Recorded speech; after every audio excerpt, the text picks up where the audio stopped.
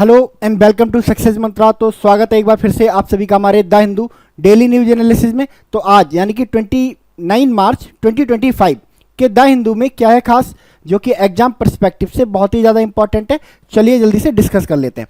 So the first news from the Hindu today is from Myanmar and Thailand.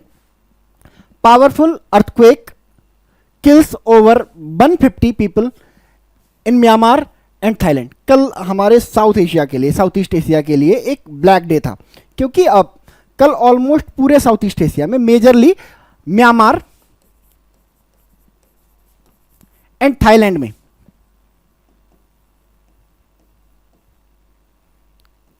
एक major earthquake आया। हमने Instagram, Twitter, Facebook पे बहुत सारी वीडियोस देखी कि जिसमें पूरी की पूरी बिल्डिंग क्या हो रही है। एक 26 फ्लोर्स की एक बिल्डिंग है, पूरी की पूरी कोलैप्स हो रही है और उसमें जितने भी लोग हैं वो सारे के सारे मारे जाते हैं। तो अपने आप में बहुत ही डरावना था और बहुत हैवी लॉसेज हुए हैं दोनों कंट्रीज में।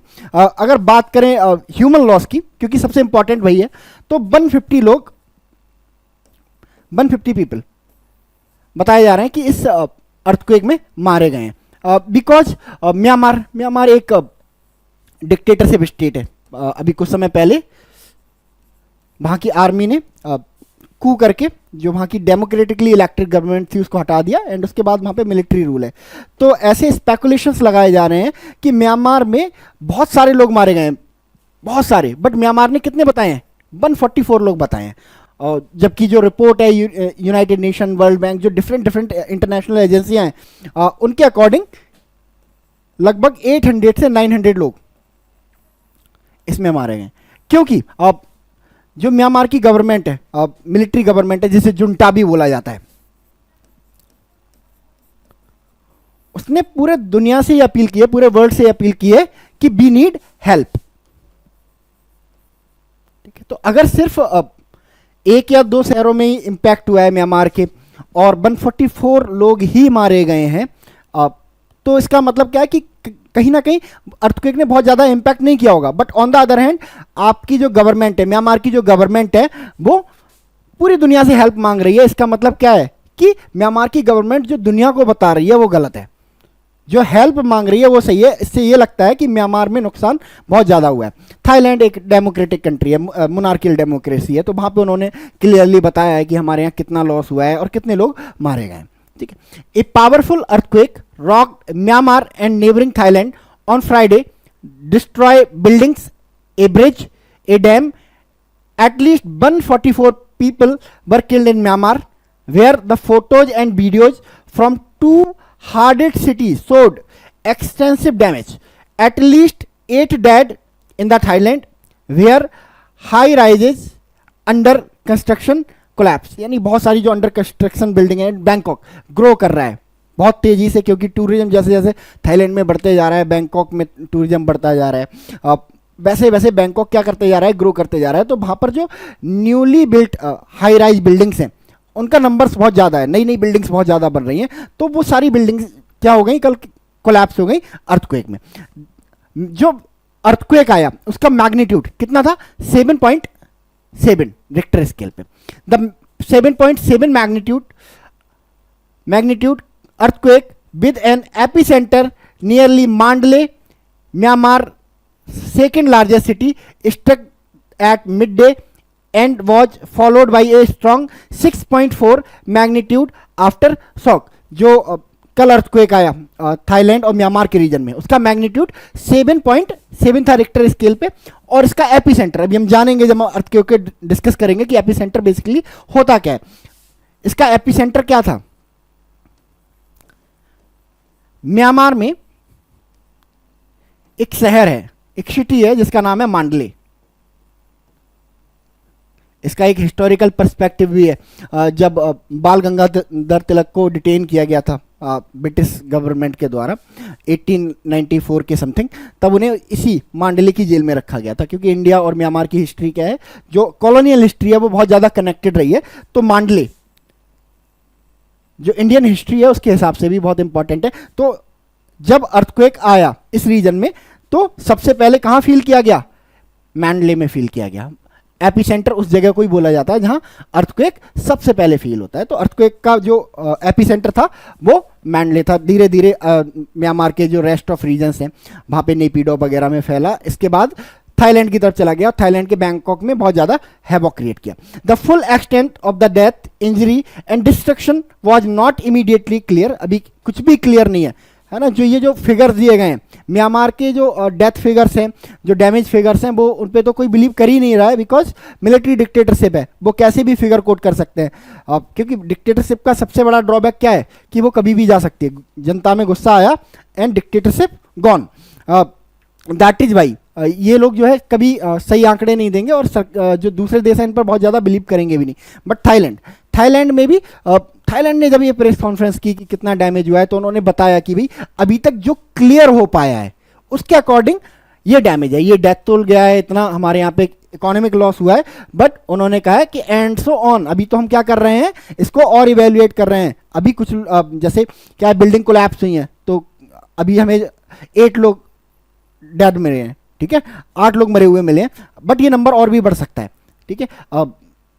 उन बिल्डिंग्स में जो डैमेज हुई हैं उसमें कितने एसेट थे, तो जो इकोनॉमिक डैमेज है वो भी अप्रॉक्सीमेटली है। तो थाईलैंड ने जो कुछ भी बताया है अप्रॉक्सीमेटली बताया है, ठीक है। तो इंडिया हमेशा की तरह इंडिया एक बार फिर फ्रंट पे आ गया और इंडिया ने प्रिपेयर कर दिया है वहाँ पे ह्यूमैनिटेरियन असिस्टेंट को भेजना। आज मोस्ट प्रॉब्ली फ्राइडे यानी कि सैटरडे आज पहुंच भी गई होगी वहाँ पे। अर्थक्वेक कैसे आते हैं और क्या होते हैं ये अर्थक्वेक, चलिए जान लेते हैं क्विक वे में।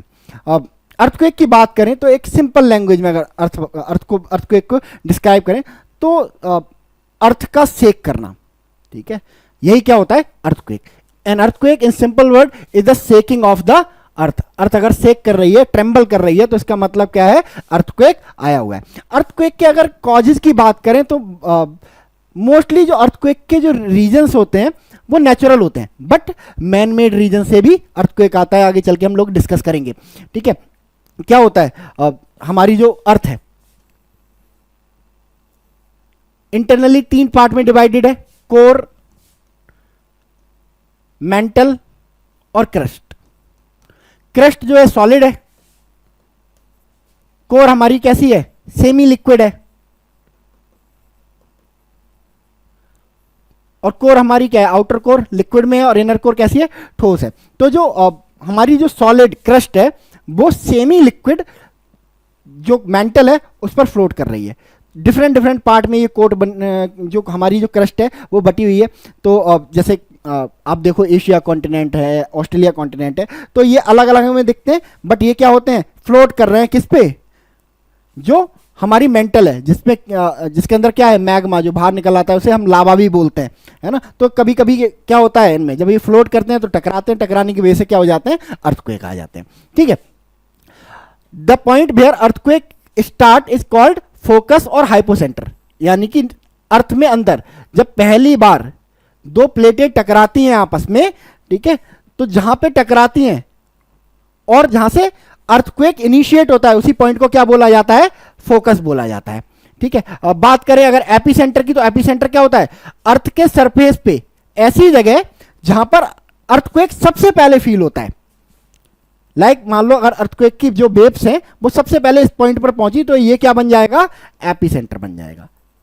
तो जो कल अर्थक्वेक आएगा उसका एपिसेंटर क्या था, मांडले था, यानी कि जो अर्थक्वेक ओरिजिनेट हुआ इस रीजन में वो सबसे पहले कहां फील किया गया, मैंडले में फील किया गया। That is why Mandalay is known as the epicentre of earthquake. अगर बात करें अर्थक्वेक के कॉजेज की तो क्या क्या कॉजेज हैं, तो सबसे पहला कॉज क्या है, टेक्टोनिक अर्थक्वेक। हमने क्या बताया, जो हमारी क्रस्ट है वो फ्लोट कर रही है। सबसे पहली बात देखो, अर्थ कैसे बनी है, बिग बैंग थ्योरी हम सब ने पढ़ी होगी, तो अर्थ किससे बनी है, सन से ही बनी है। तो अब से लगभग करोड़ों ईयर्स पहले जो अर्थ होगी वो सन की तरह वर्न हो रही होगी। अर्थ ने क्या हुआ, धीरे धीरे कोल्ड होनी शुरू हो गई। जब कोल्ड होनी शुरू हुई तो आपने देखा होगा, जब आप चाय लेते हो, टी, तो टी कहाँ से ठंडी होना शुरू होती है, कहाँ से कोल्ड होना शुरू होती है, ऊपर से, ठीक है। आपने चाय ली एंड उसको रख दिया थोड़ी देर बाद, तो जब आप पहली सिप लेंगे तो आपको कैसा लगेगा कि ठंडा ठंडा, कि चाय ठंडी हो गई। लेकिन जैसे जैसे आप उसको पीते जाएंगे वो कैसी लगने लगेगी, आपको गर्म लगने लगेगी। इसका मतलब क्या है, अब जो चाय है ऊपर से ठंडी हो रही है, है ना, नीचे की तरफ ठंडी होती है। सेम हमारी अर्थ का है, अर्थ भी हमारी क्या हो रही है, अर्थ की कूलिंग हो रही है, और अर्थ कहाँ से हो रही है, कूल, ऊपर से। तो जो ऊपर का जो पूरा हिस्सा जो पूरी तरह ठंडा हो चुका है उसको क्या बोला जाता है, क्रस्ट बोला जाता है। अब जब क्रस्ट, है ना, और टी का एग्जाम्पल नहीं भूलेंगे, जब टी ठंडी होती है, ऊपर से ठंडी होती है, तो जब की टी आपकी ठंडी हो रही होती है तो उसमें क्या होता है, ऊपर एक लेयर जम जाती है, मलाई की लेयर, ठीक है। अगर आप इस चाय को रखा रहने देते हैं और देर तक रहने देते हैं तो ये जो मलाई जो ऊपर जम जाती है क्या होने लगती है, टूटने लगती है। सेम क्रस्ट के साथ हुआ, क्रस्ट ठंडी हुई और ज्यादा दिनों तक ठंडी हुई और क्रस्ट आपस में टूट गई। अब ये जो क्रस्ट है नीचे वाले हिस्से पे सेमी लिक्विड जो कि मेंटल है, इस पर क्या कर रही है, फ्लोट कर रही है। तो डिफरेंट डिफरेंट जो हमारी आज जो जिसे हम लैंड बोलते हैं वो डिफरेंट डिफरेंट हिस्सों में डिवाइडेड है। तो जब कभी भी ये हिस्से एक दूसरे से के पास आते हैं तो इनकी टक्कर से अर्थक्वेक होता है। जब ये एक दूसरे से दूर जाते हैं तब अर्थक्वेक आता है, और जब ये एक दूसरे के पैरेलली चलते हैं तब अर्थक्वेक आता है। तो इसी को क्या बोला जाता है, टेक्टोनिक अर्थक्वेक बोला जाता है। Second, volcanic earthquake. Volcanic earthquake क्या होता है, वोल्केनिक एक्टिविटी है, कोई वोल्केनो इरप्ट हो जाए तो वोल्केनो क्या होता है, अंदर से बहुत सारा मैग्मा निकल के आता है और बाहर जो लैंड है उस पर जम जाता है। बट सिर्फ मैग्मा नहीं आता, बहुत सारी एनर्जी रिलीज होती है जिससे जिस एरिया में ये वोल्केनो होता है उस वहां पे क्या हो जाता है, वो अर्थ पूरा एरिया क्या हो जाता है, शेक करने लगता है, ट्रेम्बल करने लगता है। तो वोल्केनिक इरप्शन की वजह से जो अर्थक्वेक ओरिजिनेट होते हैं उनको क्या बोला जाता है, वोल्केनिक इरप्शन बोला जाता है। Third, collapse earthquake. ठीक है, कोलैप्स अर्थक्वेक क्या होते हैं कि अब जैसे मान लो माइनिंग हो रही है दुनिया के डिफरेंट डिफरेंट कोनों में, इंडिया में भी माइनिंग हो रही है। अब हमने माइनिंग कर ली, अंडरग्राउंड माइनिंग कर ली, माइंस से सारे मिनरल्स हमने निकाल लिए। अब माइंस क्या हो जाएंगी, खोखली रह जाएंगी, एंड किसी दिन वो माइंस अगर गिर जाती है, कोलैप्स हो जाती है, तो उसकी वजह से एक माइनर अर्थक्वेक आ जाता है। इसी को क्या बोला जाता है, कोलैप्स अर्थक्वेक बोला जाता है। Fourth one is explosion earthquake. मान लो जैसे जापान में क्या हुआ था 1945 में, न्यूक्लियर बम ड्रॉप किया गया जापान के ऊपर। जापान में बहुत ज़्यादा डिस्ट्रक्शन हुआ, बट उस डिस्ट्रक्शन की वजह से क्या हुआ, सिर्फ बम नहीं फटा, बम की वजह से डिस्ट्रक्शन नहीं हुआ, उस बम के फटने से एक अर्थक्वेक भी आया। जैसे हमारे यहाँ पोखरण में हमने 1998 में न्यूक्लियर टेस्ट किया था, तो जो राजस्थान के लोग हैं, जो पोखरण के और पास के एरिया में रहने वाले लोग हैं, क्या उन्होंने क्या फील किया, एक अर्थक्वेक फील किया। तो इसी को क्या बोला जाता है, एक्सप्लोजन अर्थक्वेक बोला जाता है। लास्ट है रिजर्वायर इंड्यूस्ड अर्थक्वेक। मान लो हम डैम बना रहे हैं, हमने डैम बनाया, तो डैम बनाने के लिए जब हम डैम बनाएंगे तो डैम के पीछे वाले हिस्से में क्या होगा, बहुत सारा पानी जमा हो जाएगा। पानी जमा होने की वजह से, वाटर जमा होने की वजह से वाटर रिजर्वायर बन जाएगा। वाटर रिजर्वायर बन जाएगा, जब वाटर रिजर्वायर बन जाएगा एक जगह पे, तो पानी का जो प्रेशर है वो क्या करेगा, जमीन पे पड़ेगा, लैंड पे पड़ेगा, और उसकी वजह से बहुत सारी एनर्जी रिलीज होगी और क्या बन जाएगा, रिजर्वायर इंड्यूस्ड अर्थक्वेक ओरिजिनेट हो जाएगा। तो अर्थक्वेक के ओरिजिनेट होने के ये रीजन है। अब जब अर्थक्वेक ओरिजिनेट होता है तो अर्थक्वेक कोई हमें मटेरियल या ऑब्जेक्ट की तरह तो दिखाई देगा नहीं, है ना। अर्थक्वेक हमें कैसे फील होता है, शॉक के रूप में फील होता है। और ये शॉक्स कैसे आते हैं, क्योंकि जब अर्थक्वेक आता है, जब इन सारी कॉजेज की वजह से, तो बहुत सारी वेव्स जनरेट होती हैं। ठीक है, मेनली 3 तरह की वेव्स जनरेट होती हैं, पी वेव्स, एस वेव्स और surface waves. Surface waves discuss करेंगे हम बाद में। पी वेव्स, जब सबसे पहले मान लो कि टेक्टोनिकल अर्थक्वेक आ रहा है, दो प्लेटें आपस में टकराई, तो सबसे पहले क्या पैदा होंगी, पी वेव्स पैदा होंगी, एस वेव्स पैदा होंगी। पी वेव क्या होती हैं, पी वेव का ये स्पेसिफिकेशन है, इनको प्राइमरी वेव्स भी बोलते हैं, प्राइमरी वेव्स भी बोलते हैं। इनका स्पेसिफिकेशन है ये सॉलिड लिक्विड दोनों में चल सकती हैं, है ना। दैट इज वाई आप देखोगे ये जो ब्लैक में दिखाई दे रही हैं आपको, पी वेव्स हैं, इन एरियाज में भी जा रही हैं, कोर से भी होके गुजर रही हैं। इसका मतलब क्या है ना, सॉलिड लिक्विड दोनों स्टेट से होके गुजर रही हैं। ठीक है, एस वेव, इन्हें क्या बोला जाता है, सेकेंडरी वेव बोला जाता है। और इनका स्पेसिफिकेशन ये है, ये सिर्फ सॉलिड में मूव करती हैं। ठीक है, लिक्विड में ये कहीं ना कहीं गायब हो जाती हैं। देखो रेड में आपको दिखाई दे रही होंगी एस वेव, ये एस वेव्स हैं। ठीक है, जो क्रस्ट और मेंटल यहां तो आपको फ्लोट करती हुई दिखाई देंगी, बट जैसे यहां लिक्विड जो आउटर कोर है हमारी वो लिक्विड में है, दैट इज वाई ये कहां हो जाती है, क्या हो जाती है, गायब हो जाती है। जब रास्ते में इनके क्या आता है, आउटर कोर आता है। जबकि पी वेव क्या होती है, मूव कर जाती हैं, इजीली पार कर जाती है। बस हाँ थोड़ा सा डिफ्लेक्शन आता है, ये देखो डिफ्लेक्शन दिखाई दे रहा होगा आपको, ठीक है। तो ये अर्थ के अंदर रहती हैं, है ना, अर्थ के अंदर से बाहर आती है। एल वेव क्या होती है? एल वेव अर्थ के सरफेस पे होती है, इसी वजह से इनको क्या बोला जाता है? सरफेस वेव्स बोला जाता है। और ये इस शेप में चलती है। अब ना तो पी वेव सबसे ज्यादा डिस्ट्रक्शन लाती है ना एस वेव। सबसे ज्यादा डिस्ट्रक्शन अर्थक्वेक में किसकी वजह से होता है? इन्हीं सरफेस वेव्स की वजह से होता है, ठीक है। तो ये सरफेस वेव्स होती है, अर्थक्वेक वेव्स होती हैं। चलिए, मेजरमेंट ऑफ अर्थक्वेक। अर्थक्वेक को कैसे मेजर करते हैं? जैसे अभी हमने डिस्कस किया कि जो म्यांमार थाईलैंड में अर्थक्वेक आया था उसकी इंटेंसिटी कितनी थी? 7.7। तो देखो अर्थक्वेक को मेजर करने के दो तरीके हैं मोटा मोटी। या तो अर्थक्वेक को हम मैग्नीट्यूड के बेस पे, अर्थक्वेक को मैग्नीट्यूड के बेस पे हम लोग मेजर कर सकते हैं, या फिर इंटेंसिटी ऑफ शॉक, कितनी जोर से झटका लगा उसके बेसिस पे मेजर कर सकते हैं। तो मैग्नीट्यूड के बेसिस पर जब हम अर्थक्वेक को मेजर करते हैं तो जिस स्केल का इस्तेमाल किया जाता है उस स्केल को क्या बोला जाता है? रिक्टर स्केल बोला जाता है। 0 से लेकर 10 तक मेजर किया जाता है। तो जो हमने कल जो थाईलैंड और म्यांमार में जो अर्थक्वेक आया है वो 7.7 किस पे है? रिक्टर स्केल पे है। तो मैग्नीट्यूड के बेसिस पे हम इसको यूज करते हैं। इंटेंसिटी के बेसिस पे अगर हम बात करें तो कौन सी स्केल का उपयोग किया जाता है? यूज किया जाता है मर्केली स्केल का यूज किया जाता है।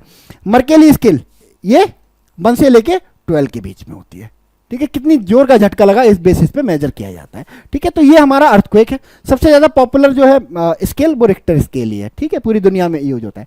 चलिए next news. Centre signs 62,700 crore deals with HAL for 156 LCS। अब जो हमारी डिफेंस मिनिस्ट्री है डे बाय डे काम कर रही है to boost the capacity of our defence forces. इसी रो में अभी कुछ दिन पहले हॉल से कमिटमेंट आया था कि इस साल हम आपको कितने तेजस देंगे? 12 तेजस लाइट कॉम्बैट एयरक्राफ्ट देंगे।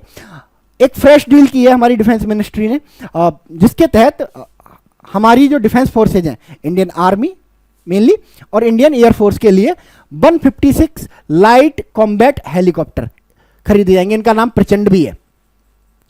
इन हेलीकॉप्टर को हमारे जो डिफेंस मिनिस्टर हैं उन्होंने प्रचंड भी नाम दिया। तो 156 खरीदे जाएंगे। 156 में 90 खरीदे जाएंगे आर्मी के लिए, वहीं 66 परचेज किए जाएंगे इंडियन एयरफोर्स के लिए, ठीक है। कॉन्ट्रैक्ट साइन हो गया है। अब कॉन्ट्रैक्ट कल, यानी कि कल कॉन्ट्रैक्ट साइन हुआ है, कल से 3 साल बाद इनकी जो डिलीवरी स्टार्ट हो जाएगी। यानी कि अब से 3 साल बाद हमें पहला LCH मिल जाएगा इस कॉन्ट्रैक्ट का। पहले हम मतलब इसको अडॉप्ट कर चुके हैं और इंडियन आर्मी और एयरफोर्स दोनों में काम कर रहा है। बट इस डील का जो पहला लाइट कॉम्बैट एयरक्राफ्ट है वो हमें कब मिल जाएगा? 3 साल बाद। और ये डिलीवरी 156 के कितने सालों में कंप्लीट हो जाएगी? आने वाले 5 ईयर्स में कंप्लीट हो जाएगी। एक और कंडीशन लगाई गई है। क्या कंडीशन लगाई गई है? कि इस बार जो LCH बनेंगे उसमें 65% जो कंपोनेंट होंगे वो होंगे कैसे? इंडिजेनसली, ठीक है। तो इंडिया का पहला इंडिजेनस लाइट कॉम्बैट हेलीकॉप्टर है ये। और 2022 में इंडियन आर्मी और इंडियन एयरफोर्स दोनों ने इसे इंडक्ट कर लिया है, बट अभी बहुत कम क्वांटिटी में है, डिमॉन्स्ट्रेशन के लिए है बेसिकली। लाइट कॉम्बैट हेलीकॉप्टर, चलिए जान लेते हैं इसके स्पेसिफिकेशंस के बारे में। लाइट कॉम्बैट हेलीकॉप्टर LCH, इसको प्रचंड भी बोला जाता है, LCH प्रचंड भी बोला जाता है। किसने डेवलप किया है इसको? हिंदुस्तान एरोनॉटिक लिमिटेड ने डेवलप किया है। और ये दुनिया का पहला ऐसा फाइटर एयर हेलीकॉप्टर है, अटैक हेलीकॉप्टर है, जो 5000 मीटर्स की ऊंचाई पर उड़ सकता है। दुनिया में इससे ज्यादा ऊंचाई पर कोई भी अटैक हेलीकॉप्टर नहीं उड़ सकता। दैट इज वाई ये और कंट्रीज को भी अट्रैक्ट कर रहा है अपनी तरफ। It is fitted with 5.8 tonne twin engine named Shakti engine. Shakti engine का इसमें इस्तेमाल किया जाता है। मैक्सिमम स्पीड कितनी है? 268 किलोमीटर पर आवर। और कितनी रेंज कितनी है? कितनी देर तक फ्लाई कर सकता है? 550 किलोमीटर की दूरी तक एंड ओवर 3 आवर, 3 घंटे तक ये कंटिन्यूसली उड़ान भर सकता है। ये रहा, ठीक है। तो ये रहा हमारा LCH। चलिए next news. Free speech is an integral part of healthy society. Supreme court का ये स्टेटमेंट आया है और ये स्टेटमेंट आया है कांग्रेस के एक MP के स्टेटमेंट के ऊपर, ठीक है, कांग्रेस के एमपी हैं ये, इनका नाम इमरान प्रतापगढ़ी है। तो इन्होंने एक पोएम पढ़ी थी एक कॉन्फ्रेंस में, एक आप कह सकते हो कि मीटिंग, एक गैदरिंग में। ये जो पोएम है वो कहीं ना कहीं टारगेट कर रही थी जो गुजरात गवर्नमेंट है,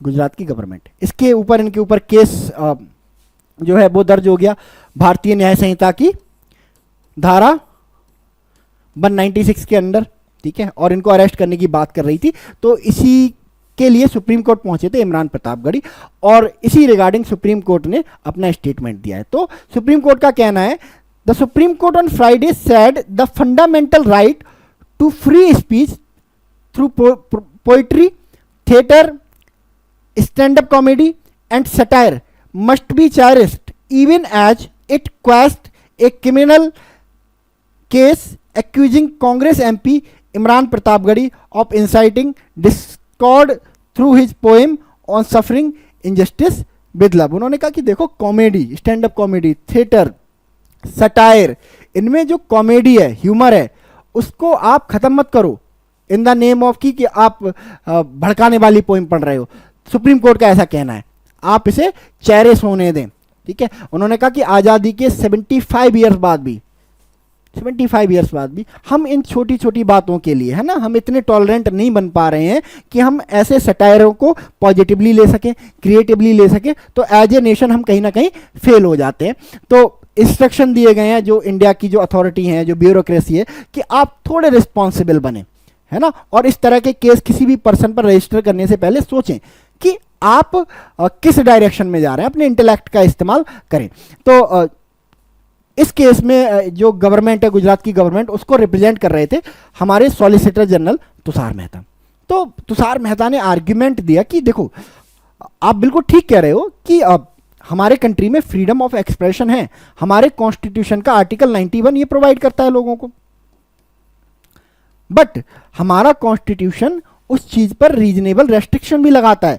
फ्रीडम ऑफ स्पीच का मतलब कुछ भी बोलना नहीं हो सकता है, ठीक है, कुछ रीजनेबल रेस्ट्रिक्शन लगाए जाते हैं, जैसे पब्लिक ऑर्डर ना खराब हो, ठीक है, किसी को नेम एंड शेम ना किया जाए।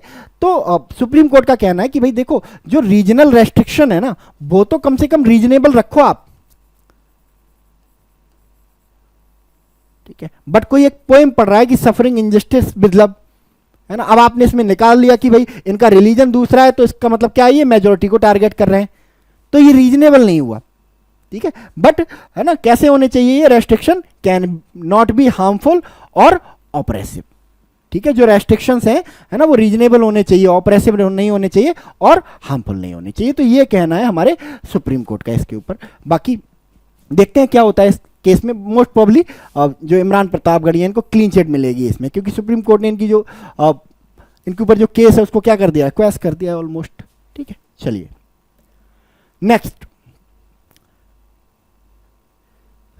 Even Indira couldn't change the Pak bigoted mindset, says Jaishankar. तो कल पार्लियामेंट में जयशंकर ने पाकिस्तान और बांग्लादेश के बारे में बहुत सारे स्टेटमेंट दिए, और ये स्टेटमेंट ऐसे नहीं दिए गए, क्वेश्चन पूछे गए थे अपोजिशन की तरफ से कि भाई पाकिस्तान और बांग्लादेश में माइनॉरिटी परसिक्यूशंस की जो रिपोर्ट्स आ रही हैं, जो खबरें आ रही हैं, उसको लेके इंडियन गवर्नमेंट क्या एक्शन ले रही है इन दोनों कंट्रीज के ऊपर, ठीक है। तो उन्होंने बोला है कि भाई हमने पाकिस्तान और बांग्लादेश में जो भी चल रहा है माइनॉरिटी के अगेंस्ट, उसको हमने इंटरनेशनल फोरम पे उठाने की कोशिश की है, फोरम पे उठाने की कोशिश की है हमने। बांग्लादेश के केस में उन्होंने कहा कि हमने अपने काउंटर पार्ट को भी इस बारे में बोला है कि आप इन चीजों का ध्यान रखें, ठीक है। हमने पाकिस्तान पर बहुत सारे सैंक्शंस भी लगाए हैं, सैंक्शन इन द सेंस हमने ट्रेड करना बंद कर दिया है उनके साथ, है ना, और हम ये मेक श्योर कर रहे हैं कि इंटरनेशनल जो फिनेंशियल प्लेटफॉर्म है उनसे भी इनको लोन ना मिल पाए, ठीक है। बट बात जहां तक रही कि क्या पाकिस्तान इस चीज से सुधरेगा, तो जयशंकर ने कहा बिल्कुल नहीं सुधरेगा। इवन इंदिरा गांधी, जिन्होंने 1971 में पूरा का पूरा जो कंट्री है दो पार्ट में डिवाइड कर दिया, उसके बाद ये बाइगॉटेड माइंडसेट इनका नहीं सुधरा, तो ये क्या सुधरेंगे, ठीक है। तो उन्होंने कहा ये बाइगोटेड माइंडसेट का हम कुछ नहीं कर सकते हैं। हम हमारा जो काम है इंटरनेशनल फोरम पे, United nation human right commission, यहाँ पर जो वर्ल्ड इकोनॉमिक फोरम है, यहाँ पे इनके अगेंस्ट आवाज़ उठाना है और हम स्ट्रांगली आवाज़ को उठाते हैं। जैसे लास्ट ईयर का इन्होंने कोट एक किया, जो यूनाइटेड नेशन में हमारे इंडिया के रिप्रेजेंटेटिव की तरफ से दिया गया था, human right abuses, persecution of minorities and the systematic erosion of democratic values and state policies to brazenly harbour UN sanction terrorist. सीधे सीधे पाकिस्तान, इन्होंने बोला हमने पाकिस्तान में इतना बोल दिया, अब बताइए इससे ज़्यादा हम क्या बोलें, बाकी हम बाइगोटेड माइंडसेट का हम कुछ कर नहीं सकते हैं। ठीक है, चलिए next, Putin float idea of UN lead government for Ukraine. देखो अब रशिया यूक्रेन की वॉर में ट्रंप के आने के बाद एक ट्विस्ट तो पक्का है कि एक पीस डील बहुत जल्दी हमें सामने देखने को मिलेगी और इस पीस डील में रशिया डोमिनेंट रहेगा। यानी कि कुल मिला के अगर ओवरऑल कंक्लूड करें रशिया यूक्रेन वॉर को, तो रशिया यूक्रेन वॉर को जीत चुका है रशिया। ठीक है, बट अब व्लादिमीर पुतिन ने एक क्वेश्चन रेज किया है कि हम यूक्रेन के साथ एक पीस डील करने जा रहे हैं, पीस डील, बट इस गवर्नमेंट के साथ जिसके साथ हम पीस डील करने जा रहे हैं, क्या ये एक लेजिटिमेट गवर्नमेंट है? तो पुतिन ने कहा कि नहीं, ये तो लेजिटिमेट गवर्नमेंट है नहीं। जो वोलोदिमीर जेलेंस्की हैं यूक्रेन के प्रेसिडेंट, इनका जो टर्म है प्रेसिडेंशियल टर्म है, वो लास्ट ईयर क्या हो चुका है, खत्म हो चुका है। तो अब ये इलीगली अपनी पोस्ट पर बने हुए हैं, है ना। हालांकि जो यूक्रेन का कॉन्स्टिट्यूशन है वो ये कहता है कि जब कंट्री में मार्शल लॉ लागू हो तो इलेक्शन कराना कोई जरूरी नहीं है, जो प्रेसिडेंट है वो अपने टर्म के बाद भी क्या कर सकता है, कैरी कर सकता है। तो पुतिन ने कहा कि भाई देखो, पहली बात तो जो वोलोदिमीर जेलेंस्की हैं वो इलीगली अपनी पोस्ट पे बने हुए हैं, और मान लो अगर हम वोलोदिमीर जेलेंस्की के साथ पीस डील साइन कर लेते हैं, वोलोदिमीर जेलेंस्की हमारी टर्म्स पे एग्री भी हो जाते हैं, पीस डील हो जाती है, एंड आफ्टर डेट जब मार्शल लॉ हटेगा, चीज़ें नॉर्मलाइज होंगी, तो यूक्रेन को इलेक्शंस में जाना होगा, और इलेक्शंस में वोलोदिमीर जेलेंस्की की जगह कोई और पर्सन जीत जाता है, और उस पर्सन ने इस पीस डील को क्या कर दिया, रिजेक्ट कर दिया। इन दैट सिचुएशन हम क्या करने वाले हैं? उसने कहा कि नहीं, हम इस पीस डील को मानते ही नहीं है, क्योंकि एक ऐसे पर्सन के द्वारा की गई है जो लेजिटिमेट रूप से क्या था, यूक्रेन का प्रेसिडेंट था ही नहीं, इलीगली, है ना, मार्शल लॉ के नाम पे यूक्रेन का प्रेसिडेंट बन के बैठा था। तो हम क्या करेंगे, फिर तो हम बैक टू जीरो आ जाएंगे और वॉर दोबारा से स्टार्ट हो जाएगी। तो दैट इज वाई जो यूएन जो रशिया के प्रेसिडेंट है व्लादिमीर पुतिन, इन्होंने बोला है कि देखो मेरा एक सजेशन है, पीस डील तो हम करेंगे, बट इस पीस डील के होने से पहले मैं चाहता हूं कि यूक्रेन में हो इलेक्शन, यूक्रेन में हो इलेक्शन, और ये इलेक्शन कौन करवाएगा, यूएन लेड एक डेलीगेशन ये इलेक्शन करवाएगा, है ना।